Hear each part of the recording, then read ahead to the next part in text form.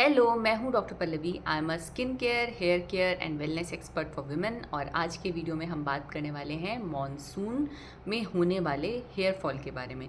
तो अगर इन दिनों आप ज़्यादा हेयर फॉल नोटिस कर रहे हैं, या जब आप बाल कॉम्ब करते हैं और ब्रश में आपको बहुत सारे बाल दिखाई देते हैं, या फिर कॉम्ब करने के बाद नीचे से निकलते हुए बहुत सारे बाल दिखाई देते हैं, so not to worry, understand the cause and the problem. And जब आप इस चीज़ को समझोगे तो आई थिंक आपका जो स्ट्रेस है वो थोड़ा कम हो जाएगा। हमने देखा है कि बाल जो है वो एक साइकिल में ग्रो करते हैं, हमने इसके बारे में पहले भी बात करी है। और जब वो अपनी नेचुरल साइकिल से टीलोजन फेज़ में जाते हैं तो उसके बाद वो झड़ जाते हैं और उसकी जगह एक नया बाल निकल के आता है।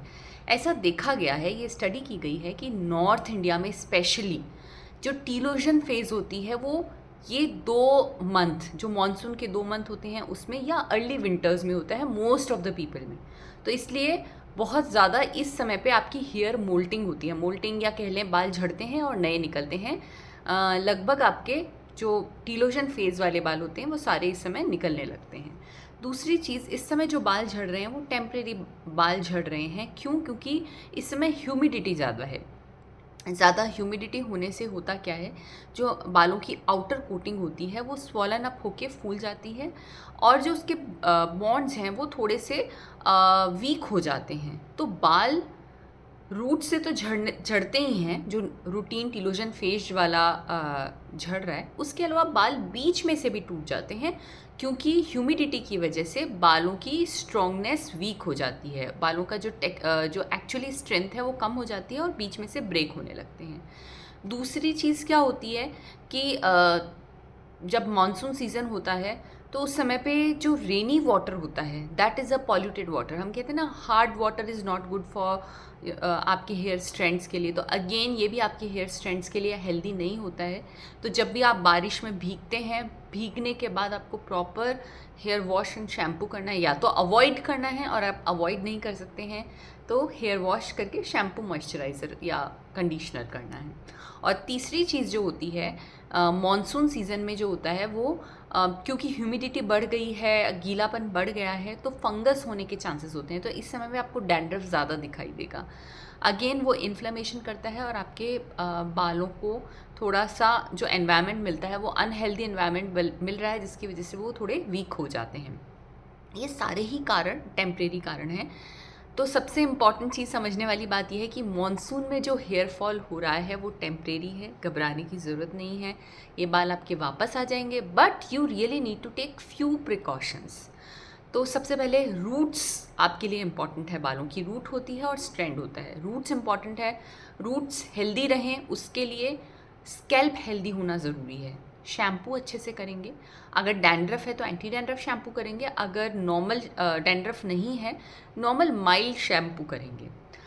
दूसरा, रूट्स आपकी स्ट्रॉन्ग बने उसके लिए ज़रूरी है कि आप सप्लीमेंट लें, न्यूट्रिशन लें। दो हम कहते हैं कि 50 से 100 स्ट्रैंड्स नॉर्मल हैं निकलना एक दिन में। स्टिल अगर आप न्यूट्रिशन सपोर्ट ले भी रहे हैं तो वो नुकसान नहीं करेगा। क्यों? क्योंकि एनीवेज जब कोई नई चीज़ आपकी बॉडी में बिल्ड हो रही है तो उसको न्यूट्रिशन चाहिए ही चाहिए। अगर आप उसको न्यूट्रिशन देंगे तो that would be helpful for your hair. तो start taking supplements. There is no negative thing in taking the supplements. जब हमने रूट्स की बात करी तो दूसरी इंपॉर्टेंट चीज़ होती है आपके स्ट्रैंड्स। नाउ इस सीज़न में मैं स्पेसिफिकली बोलती हूँ कि आप बालों को कंडीशनिंग करें। अगर आप पूरे सीज़न में कंडीशनिंग नहीं करते हैं कोई दिक्कत नहीं है, लेकिन इस समय आप हेयर सीरम यूज़ कर सकते हैं, हेयर ऑयल यूज़ कर सकते हैं, हेयर मास्क यूज़ कर सकते हैं।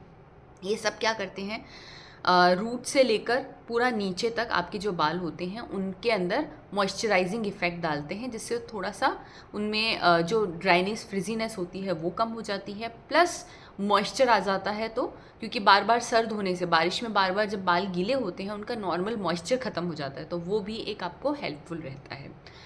आप जो क्योंकि ऑलरेडी आपके स्ट्रैंड्स वीक हैं इस समय पे, तो try to avoid hair treatments in salon, क्योंकि मोस्टली जो हेयर ट्रीटमेंट सैलून में होते हैं उसमें हीट अप्लाइंसेस यूज़ होते ही हैं। तो अगर आप अवॉइड कर सकते हैं इन दिनों में हेयर ट्रीटमेंट कराना, तो that's the best part you can do for your hairs. आप जो चोटी बनाते हैं या हेयर स्टाइलिंग करते हैं तो टाइट हेयर स्टाइलिंग ना करें, लूज़ हेयर्स रखें अपने, सो दैट इज़ अगेन आप किसी भी तरह का फिजिकल ट्रॉमा नहीं होगा बालों को, और that would be helpful for your hairs. White tooth bristle मैंने हमेशा बताया है आपको यूज़ करना है। एक वेरी इंपॉर्टेंट चीज़ ये है कि हम लोग देखते हैं कि स्प्लिट एंड्स इस समय बहुत ज़्यादा दिखने को मिलते हैं। स्प्लिट एंड्स को हमें निकालना इसलिए ज़रूरी है, अगर हम नहीं निकालेंगे और हम जब कॉम्ब कर रहे हैं तो वो बार बार एंटेंगल हो जाते हैं आपके कॉम्ब के अंदर, और इन दैट केस क्या होता है, उनको डैमेज होने का चांसेस ज़्यादा, मतलब वो हेयर्स को डैमेज करते हैं, क्योंकि जब आप ब्रिसल कर रहे हैं वो ज़्यादा अटक रहे हैं तो ज़्यादा टूटने के चांसेस हैं। तो बेटर है आप ट्रिमिंग करवा लें और अपने जो स्प्लिट एंड्स हैं उनको हटा लें। एनीवेज वो आपके वापस ग्रो करेंगे ही धीरे धीरे। ये सब रहा आपका रूटीन हेयर केयर, जिसमें आपने स्कैल्प किया, आपने अपना कंडीशनिंग किया, सीरम यूज़ किया स्ट्रैंड्स के लिए, और इसके अलावा आपने अपनी रूटीन जो है उसको फॉलो किया। अगर फिर भी आपको कोई प्रॉब्लम होती है तो why don't you go and get it checked, क्योंकि जब आप चेक करा के या प्रॉपर कंसल्टेशन करके ट्रीटमेंट लेते हैं तो वो ज़्यादा आपके हिसाब से होता है, आपके स्कैल्प के हिसाब से होता है। तो better to consult your specialist in case you are having lot of problems of hair fall, बहुत ज़्यादा हेयर फॉल हो रहा है। तो ये सब चीज़ों को आप ध्यान रखें। मॉनसून में हेयर फॉल हो रहा है तो घबराने की ज़रूरत नहीं है, बल्कि पेशेंटली इसको डील करें। और अगर ये आपको वीडियो हेल्पफुल लगा तो please do subscribe my channel. That's all, bye.